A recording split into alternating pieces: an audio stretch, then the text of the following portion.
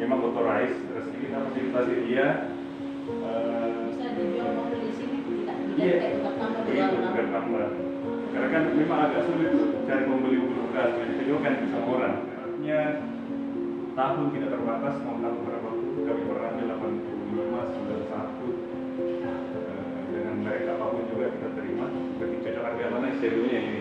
Uang masuk sudah 1 juta, resiprable airnya ada 156, jadi satu total yang berbeda nanti. Nah, takutnya adalah kesempatan.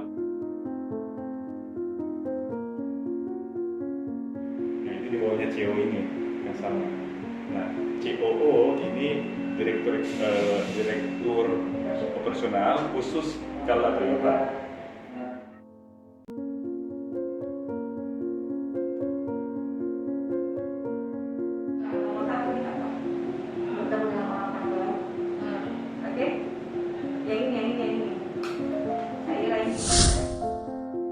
Selaku service manager dari Bodempen.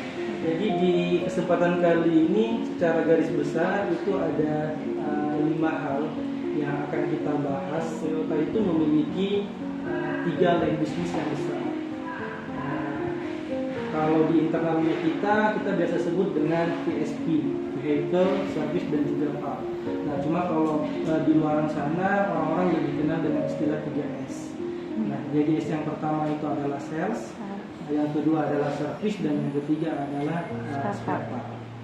Nah, kalau sales pasti core bisnisnya kita adalah bagaimana menjual unit-unit mobil baru. Nah, kemudian setelah dijual, bagaimana pelayanan purna jualnya tetap ada. Nah, lanjutlah ke S yang berikutnya, yaitu ada service. Kemudian spare part juga. Kalau spare part ini ada 2 juga. Ya.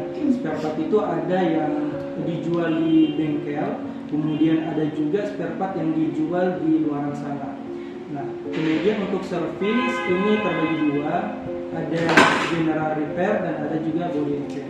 Jadi kalau general repair seperti servis berkala, ganti oli, ada kerusakan di sistem rem, ada kerusakan di kelistrikan lampu-lampu, itu area daripada general repair. Nah, tapi kalau di body paint seperti misalnya bodinya lecet, kemudian terjadi insiden, penyok, customer juga bodi mobilnya sudah kusam atau mau ganti warna, itu ada di body repair. Nah, jadi untuk hari ini kita akan lebih banyak membahas terkait body repair. Kemudian ini sekilas terkait masalah struktur organisasi karyawan Bodempen serta dengan job desk-nya. Nah, jadi kalau di body tentu yang pertama ada service manager. Di sini saya sebagai service manager, fungsinya atau job desk-nya adalah sebagai penanggung jawab utama. Dalam aktivitas saya sehari-hari itu dibantu oleh 1 orang supervisor. Nah, kemudian tim saya itu terbagi menjadi 4 area. Yang pertama adalah service advisor. Ini kemarin Pak Alfian sempat jelaskan tidak? SA. Iya. 4 ya. Jadi SA. Nah, SA di GR dengan di BP pada dasarnya sama ya. Beberapa job desk-nya bisa saya bacakan: melakukan penerimaan unit, kemudian membuat estimasi biaya perbaikan. Yang berbeda dengan di general repair yang poin ketiga ini ya, karena kalau Bodempen itu kita lebih banyak berkomunikasi dengan pihak asuransi. PSI-nya itu sudah stay di cabang, jadi ketika misalnya customer dan masuk asuransi, tidak perlu lagi customer melapor ke asuransinya untuk membuat laporan kejadian atau kronologis kecelakaan. Mereka langsung dihandle oleh PSI yang ada di cabangnya kami, karena sudah bekerja sama dengan Toyota. Nah, dari sini akan diperlihatkanlah tadi estimasi oleh SA, sekian estimasinya, sekian ininya.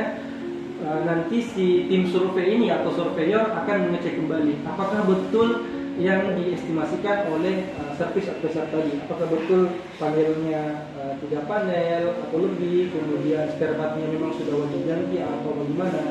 Nah, kalau sudah ada cocok antara SA dengan tim surveyor kemudian disetujui oleh customer, mereka akan membuat perjanjian, membuat work order. Nah, setelah itu baru masuk ke area produksi. masuk ke area produksi. Nah, seperti ini produksinya kami yang saya bilang tadi 9 step. Ya, 9 step. Nah, jadi ketika sudah masuk di area produksi, mungkin banyak yang bilang kok kenapa lumayan lama perbaikan itu ya, karena mereka sebenarnya tidak mengetahui bahwa di kita itu ada flow atau ada step pada saat proses pekerjaan, dan kemudian di setiap proses ini bisa saja memiliki orang-orang yang berbeda. Makanya kalau kita lihat tadi di depan jumlah teknisi saya itu ada 5 plus 60, karena dari setiap proses ini itu orangnya berbeda.